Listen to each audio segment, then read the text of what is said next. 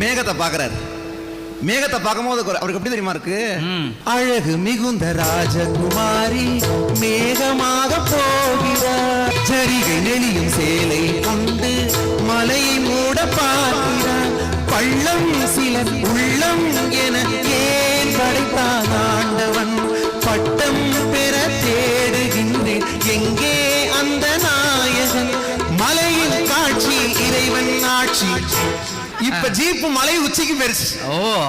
இளைய பருவம் மலையில் வந்தால் ஏகம் சொர்க்க சிந்தனை, இதழை வருடும் பணியின் காற்று கம்பன் செய்த வர்ணனை, கோடை